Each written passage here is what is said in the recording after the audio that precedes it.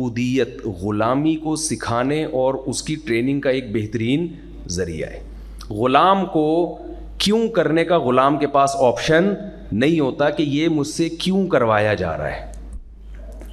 دیکھیے یہ جو ذی الحجہ کے ایام ہیں نا، ان میں اکثر عبادتیں ایسی ہیں جن کی بظاہر کوئی لاجک نہیں ہے. یہ صرف یہ ٹریننگ دینے کے لیے جیسے جیسے کہا جا رہا ہے ویسے ویسے کر لو. اب اگر تم اپنے آپ کو غلام سمجھو گے، آپ نے دیکھا ہوا فوج میں جب ٹریننگ ہوتی ہے نا ISSB کی، اس ٹریننگ کے بعد جب کیڈٹ بھرتی ہوتے ہیں، بلکہ ٹریننگ اس کے بعد ہوتی ہے ISB کے سلیکشن کے بعد، تو اس میں بعض دفعہ فوجی یہ بھی جو آفیسر ہیں نا، وہ خام خواہ کے کام فوجیوں سے لے رہے ہوتے ہیں. جاؤ یہ بالٹی وہاں رکھ کے آؤ. وہ بیچارہ وہاں رکھ کے آتا، کہہ رہے واپس اٹھا کے لے آؤ. وہ واپس اٹھا کے لے آتا ہے. یہ ٹریننگ اس سے کیوں کروائی جا رہی ہے؟ اس کو کیوں کی اجازت نہیں ہوتی. آپ کے کوئی ریلیٹیو ہوں فوج میں تو آپ ان سے پوچھیں.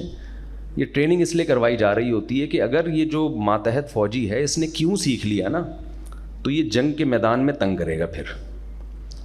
حالانکہ کیوں تو بنتا ہے نا، سر آپ نے یہ مجھ سے بالٹی ابھی وہاں رکھوائی ہے، اگر وہاں ضرورت نہیں تھی تو واپس لانے کی کیا ضرورت ہے؟ پھر یہ رکھوائی کیوں؟ یہ نا فوج میں ایسے کام بہت کروائے جا رہے ہوتے ہیں. بھاگتے ہوئے جاؤ، بھاگتے ہوئے واپس آؤ، رک جاؤ وہیں پہ. یہ ٹریننگ کیوں کروائی جاتی ہے کہ جنگ کے موقع پر ان میں اطاعت کا جذبہ ہو. ایسا نہ ہو کہ جنگ میں جب فائر کا آرڈر دیا جا رہا ہے تو یہ اپنے آفیسر سے آ کے پوچھ رہے کہ میں فائر کیوں کروں. اب یہ فوجی نا، ان کو آفیسر ان کو گھنٹہ بیٹھ کے نقشے سمجھا رہا ہوگا، ایکچولی وہاں سے حملہ ہو رہا ہے تو یہاں سے ہو رہا ہے تو آپ کو یہاں بٹن دبانا چاہیے، تو اس سے جنگ ہار جائیں گے ہم. تو اللہ یہ چاہتے ہیں. شیطان کو اللہ نے کہا تھا کہ آدم کو سجدہ کرو، شیطان نے فوراً کہا کیوں. یہی غلطی ہوئی تھی نا شیطان سے. شیطان نے کہا کیوں؟ خلقتنی من نار وخلقتہ من طین.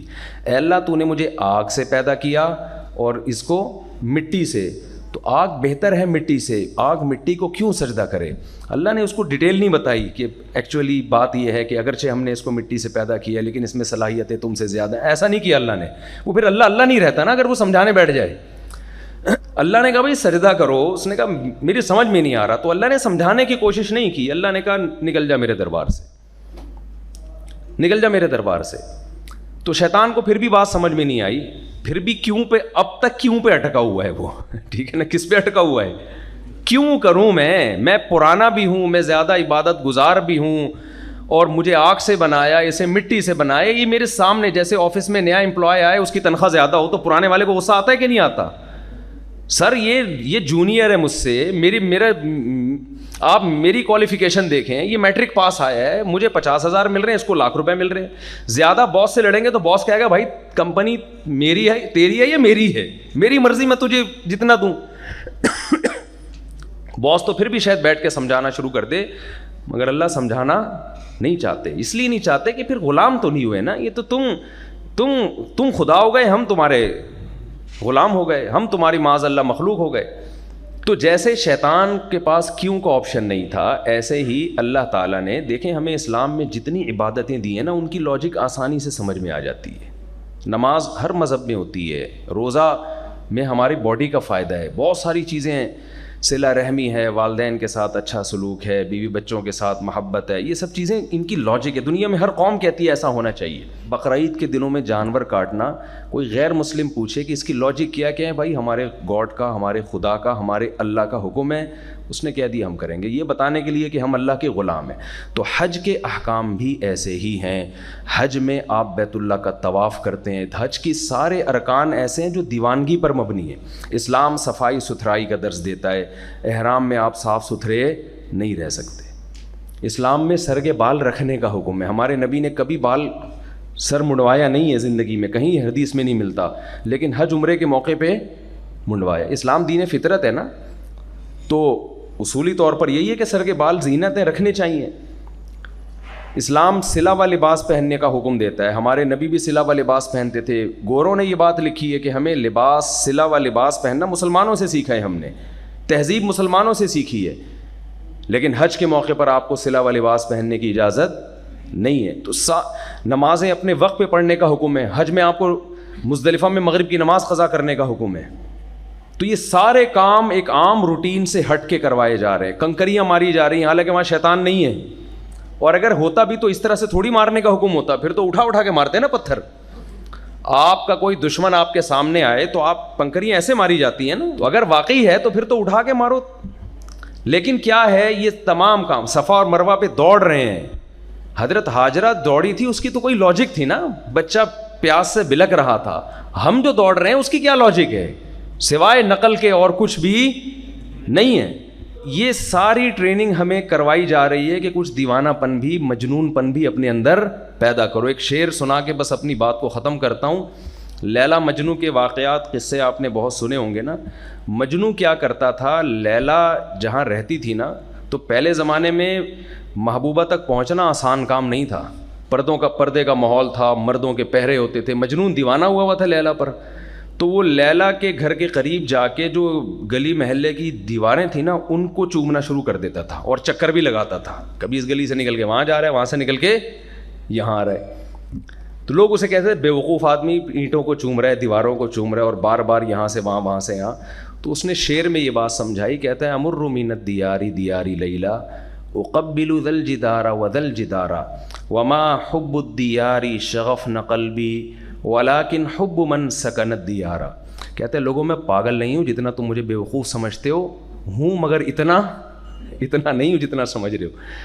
میں جو در و دیوار کے گرد چکر لگا رہا ہوں اور در و دیوار کو چوم رہا ہوں, خدا کی قسم ان دیواروں میں کچھ بھی نہیں رکھا. مجھے ان دیواروں سے محبت نہیں ہے. جو مجھے تانے دے رہے ہو نا, اینٹوں سے اور گارے سے اور چونے سے محبت کر رہے ہیں, نا, ان دیواروں کی نسبت میری محبوبہ کی طرف ہے. اس میں محبوبہ رہتی ہے, اس محبوبہ کی وجہ سے اس گلی اور ان دیواروں سے مجھے محبت ہے. تو حج کا فلسفہ اس عاشق نے اپنے ایک شعر میں سنا دیا. ہمیں بھی بیت اللہ سے بذات خود کوئی لگاؤ نہیں ہے, وہ تو پتھر کی اینٹیں ہیں. ہم جو اس کا طواف کرتے ہیں اور بوسہ لیتے ہیں اور ملتزم کو کے غلاف کو پکڑ کے روتے ہیں, تو یہ صرف اس لیے ہے کہ اس کی نسبت کس کی طرف ہے, اللہ کی طرف. آج اللہ کہہ دے یہ میرا گھر نہیں ہے, ہماری نظر میں کوئی ویلیو نہیں رہے گی بیت اللہ کی. ظاہر ہے نہیں کہے گا, اس نے تو قیامت تک کے لیے اس کو اپنا گھر بنا دیا ہے. تو ہمیں صفا اور مروہ سے بذات خود کوئی لگاؤ نہیں ہے. ہمارے رب نے کہہ دیا کہ میری ایک بندی تھی جو یہاں قربانی دی اس نے, اور اس نے صفا مروہ میں دوڑ لگائی, تو تمہارا حج قبول نہیں ہوگا جب تک اس کی نقل نہ اتارو. تو یہ ساری دیوانگی ہے, بیت اللہ کے گرد گھومنا اور صفا مروہ کے چکر لگانا اور جا کے کنکریاں مارنا, وقوف عرفہ کا طواف. کیسے ہے نا کہ یہاں سے پہلے منی جانا ہے. کیوں جانا ہے بھائی؟ نبی صلی اللہ علیہ وسلم گئے تھے. پھر منی سے عرفات جانا ہے. کیوں جانا ہے بھائی؟ اللہ کے نبی گئے تھے یہ بتانے کے لیے کہ اللہ کا حکم ہے یہ. پھر عرفات سے پورا 10 لاکھ 11 لاکھ 12 لاکھ کا مجمع مزدلفہ کی طرف جا رہا ہوتا ہے, ایسے چیونٹیوں کی طرح, جیسے بہت رش ہوتا ہے. آپ نے دیکھا ہوگا جنہوں نے پہلے حج کیا ہے, اتنا رش, اتنا کراؤڈ. وہ سارا مزدلفہ بھاگ رہا ہے کہ بس فجر سے پہلے میں وہاں پہنچ جاؤں. کیوں بھاگ رہا ہے بھائی؟ کیا ہے وہاں پہ؟ کیا مٹھائی بٹ رہی ہے وہاں پہ؟ کیا بالو شاہی بٹ رہی ہے؟ کیا ہو رہا ہے وہاں پہ؟ اس لیے کہ کس کا حکم ہے؟ اللہ کا حکم ہے. پھر وہاں سے سارے کنکریاں مارنے کے لیے جا رہے ہیں. بھائی کیوں اتنی جلدی؟ کیا ہے تمہیں؟ کس کا حکم ہے بھائی؟ اللہ کا. تو یہ ٹریننگ کروائی جاتی ہے کہ اللہ کے بندے بن جاؤ اور پھر ساری زندگی کیا بن کے زندگی گزارو؟ اللہ کے بندے بن کے زندگی گزارو. تو جو اللہ کا بندہ بننے کے تصور سے جائے گا وہ بندہ, پنجاب میں کہتے ہیں نا بندہ بن بندہ, سنا ہوگا آپ لوگوں نے.